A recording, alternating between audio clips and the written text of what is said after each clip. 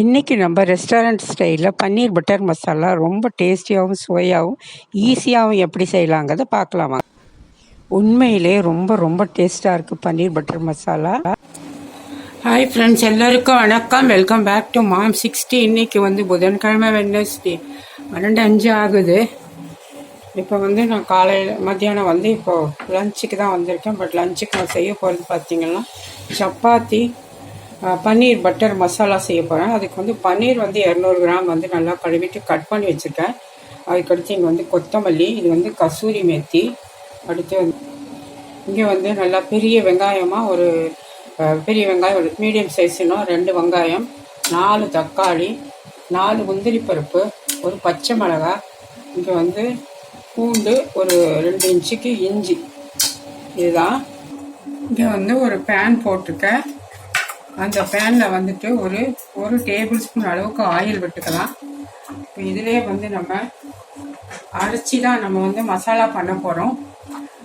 பன்னீர் butter masala. அதுக்கு நம்ம இந்த வெங்காயத்தை இதில் போட்டுக்கலாம். கொஞ்சம் சின்னதாக போட்டுக்கணும், நான் பெருசாக போட்டுட்டேன். ஓகே. இங்கே பூண்டு, இஞ்சி, ஒரு பச்சை மிளகாய், இது கூடவே இந்த தக்காளி. நான் எல்லாம் ஒன்றா தான் போடுறேன். இந்த முந்திரி கொஞ்சம் லேசாக அது வச்சுக்கலாம். இதில் ஒரு சின்ன இலை, பட்டை, ஏலக்காய்,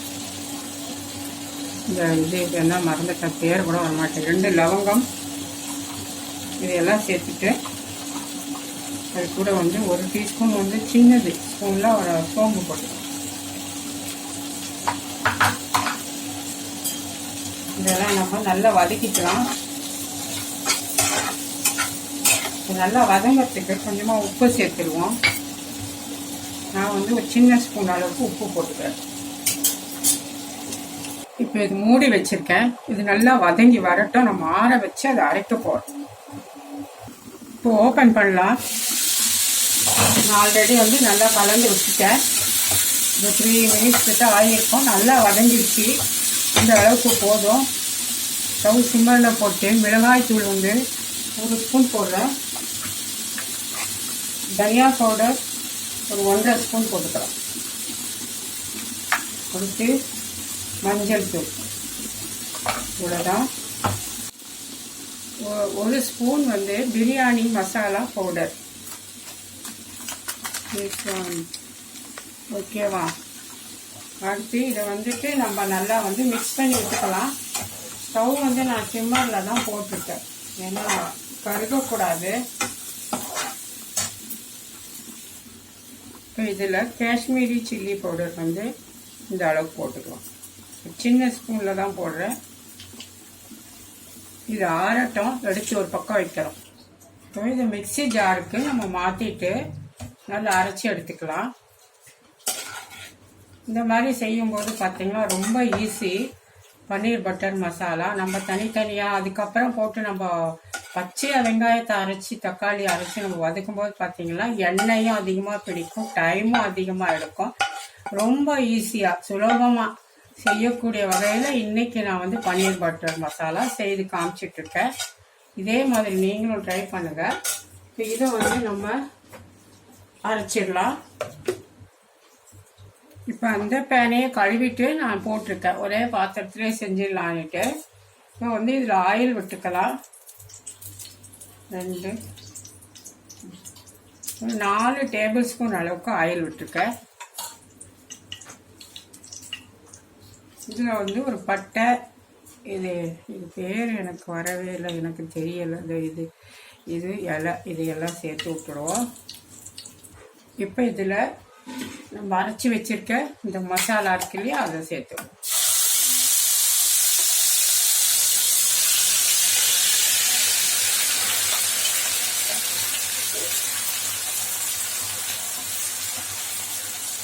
இதில் இது நல்லா வதங்கணும்.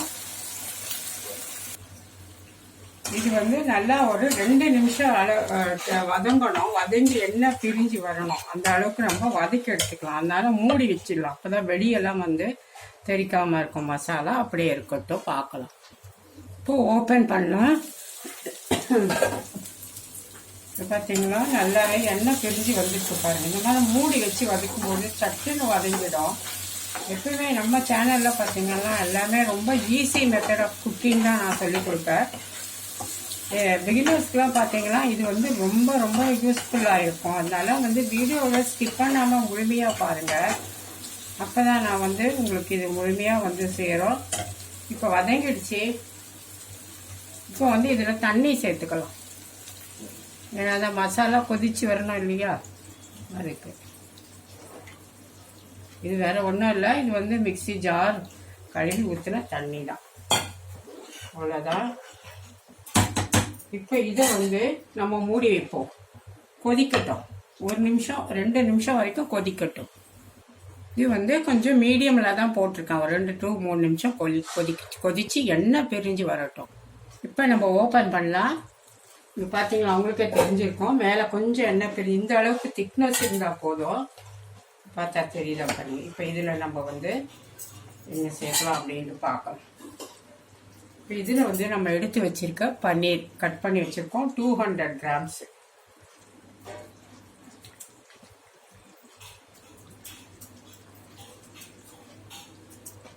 உங்களுக்கு கிரேவி எந்த அளவுக்கு வேணுமோ அந்த அளவுக்கு நீங்கள் வந்து கிரேவி போட்டுக்கலாம். இது கூட பார்த்தீங்கன்னா கசூரி மேத்தி, காய்ஞ்ச வெந்தய கீரையோட இது அதே சேர்த்து அதுக்கு ரொம்ப ஒரு நல்ல ஒரு டேஸ்ட் கொடுக்கும். எப்பவுமே அது கொஞ்சம் ட்ரை லீஃப் இது வாங்கி வச்சுக்கிட்டிங்கன்னா ரொம்பவே நல்லா இருக்கும் அந்த மாதிரி டிஷ்ஷு செய்யும் போது. இதில் வந்து கொஞ்சம் கொத்தமல்லி, அவ்வளோதான். இப்போ மூடி விட்டுடலாம். இது வந்து நல்லா உப்பு சரியாக தான் ஃபஸ்ட்டு நம்ம பார்த்துக்கணும். ஏன்னா இப்போ உப்பு தான் அதுக்கு கொஞ்சமாக தான் இருக்கும். ஏன்னா நான் ஆரம்பத்தில் வதக்கும் போது போட்டேன் பார்த்தீங்களா, அவ்வளோதான்.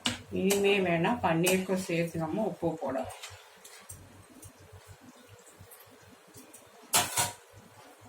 கொஞ்சம் உப்பு குறைவாக இருக்குது. இப்போ வந்து நான் இந்த அளவுக்கு சேர்த்துக்கிறேன், போதும். இது கூட இன்னொரு இன்க்ரீடியன்ட் போட்டும்போது நம்மளுக்கு அந்த ஸ்வீட்னஸ் கொடுக்கும். அதுக்காக நான் எடுத்திருக்கிற பொருள் பார்த்தீங்கன்னா டொமேட்டோ கெச்சப் தான் எடுத்திருக்கேன். இது போட்டிங்கன்னா நல்லா ஒரு டேஸ்ட் வரும், உங்களுக்கு இந்த இனிப்பு டேஸ்ட் கிடைக்கும். அவ்வளோதான். இப்போ மூடி வச்சுட்டு நல்லா ஒரு 5 நிமிஷம் நல்லா சிம்மர்லேயே போட்டு வச்சிடும்.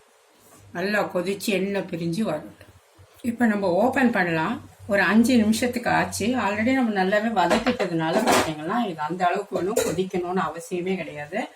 நல்லா எண்ணெய் பாருங்கள் இப்படி பிரிஞ்சு வந்திருக்கு, தெரியுதா பாருங்கள். ஃபுல்லாக இப்படி தான் இருக்கணும். இப்படி வந்தால் நம்மளுக்கு வந்து கிரேவி ரெடி ஆயிடுச்சுன்னு அர்த்தம்.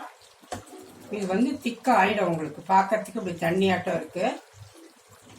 ஏன்னா நம்ம முந்திரியெல்லாம் சேர்த்துருக்கோம் இல்லையா, நல்லா வந்து திக்காகவே ஆகிடும். இப்போ இது முக்கியமான ஹைலைட் ஒன்று சேர்க்கணும், பன்னீர் பட்டர் மசாலா சொல்லிட்டு. என்ன வந்து பட்டரை காணும்னு நினைப்பீங்க இல்லையா, ஒரே ஒரு நிமிஷம். இப்போ நம்ம நல்லா 1 டேபிள் ஸ்பூன் அளவுக்கு பட்டர் போட்டுப்போம். அவ்வளோதான், ஸ்டவ் ஆஃப் பண்ணிடலாம். இப்போ சூப்பராக இப்போ கொத்தமல்லியை மேலே தூவி விட்டுருவோம். நம்ம ரெஸ்டாரண்ட்டு போய் சாப்பிடும்போது எவ்வளோ செலவாகும், அதே ஸ்டைலில் அதே டேஸ்ட் மாறாமல் நம்ம செய்திருக்கோம். இது வந்து பார்த்தீங்கன்னா நம்ம ரெஸ்டாரண்ட்டில் போனால் அவ்வளோ காசு, ஒரு இதுக்கு பார்த்தீங்களாவே அவ்வளோ விலை சொல்லுவாங்க. இது இல்லைன்னா குடும்பமே உட்காந்து நம்ம இதில் சாப்பிடலாம். குடும்பமே சாப்பிட்ற அளவுக்கு நம்ம பன்னீர் பட்டர் மசாலா ரொம்ப ரொம்ப டேஸ்டியாக இருக்கும். நீங்களும் ட்ரை பண்ணி பாருங்கள். இந்த பட்டர் வந்து கரையாக நம்மளுக்கு அதில் ஊதி ரொம்ப நல்லாயிருக்கும் அது டேஸ்ட்டு. பாருங்கள் எவ்வளோ நல்லா இருக்குது. சூப்பரான பன்னீர் பட்டர் மசாலா. இதுக்கு வந்து காம்பினேஷன் நான் சப்பாத்தி புல்கா எல்லாம் செய்யலாம். பட் இன்னைக்கு டைம் இல்லாதனால நான் வந்துட்டு வெறும் சப்பாத்தி தான் போட போகிறேன்.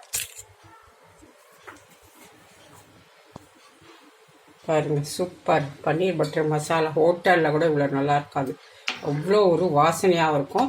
இன்னும் ஒரே ஒரு விஷயம் நான் சொல்லிடுறேன். நீங்கள் வந்து பிரியாணி மசாலா பவுட்ரு இல்லைன்னா கரம் மசாலா பவுட்ரு போட்டுக்கோங்க 1/2 ஸ்பூனு. அதுக்கப்புறம் வந்து சிக்கன் மசாலா பவுடர் இல்லை மட்டன் மசாலா பவுடர் எது வேணுமாலும் நீங்கள் அதில் 1 ஸ்பூன் போட்டுக்கோங்க. அப்போ ரொம்பவே டேஸ்டியாக இருக்கும். அது வெஜ்ஜாக இருந்தால் கூட இப்போ நம்ம பவுலுக்கு வச்சிடலாம்.